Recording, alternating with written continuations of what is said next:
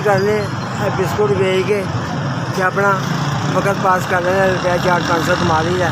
वो 80-80 दिन घर चाहिए लैके जोड़े होंगे बच्चों को हाले मन वाले चाहिए अपना होंगे तो होर की चाहिए। मेरिया पोतरियां ने जी, 2 नमासियां ने मेरिया, ना माँ है ना बाप है। ज़्यादा बोझ मेरा उन्होंने बोझ मेरे दिया, क्योंकि उन्होंने कोई आसरा नहीं अपने अपनी नानी को पुत्तर है, 2 पुत्तर है अपने अपने घर। फिर साल बाद 6 महीने बाद कोई रुपया 200-400 देता तो नहीं गुजारा होता।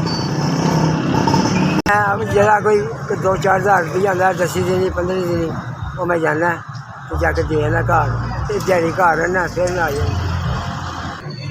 नहीं बाबू जी मेरे को नहीं, मेरे को मोबाइल नहीं है।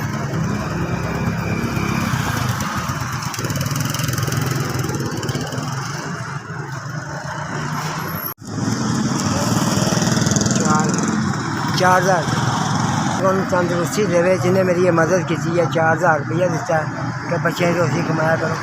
अल्लाह पाक उन्हें तंदुरुस्ती देवे, अल्लाह पाक अन्ना के देवे कि क्या क़यामत तक वो बनता रहे। अल्लाह पाक उन्हें अन्ना के रिज़्क़ देवे, लोगों को देता रहे।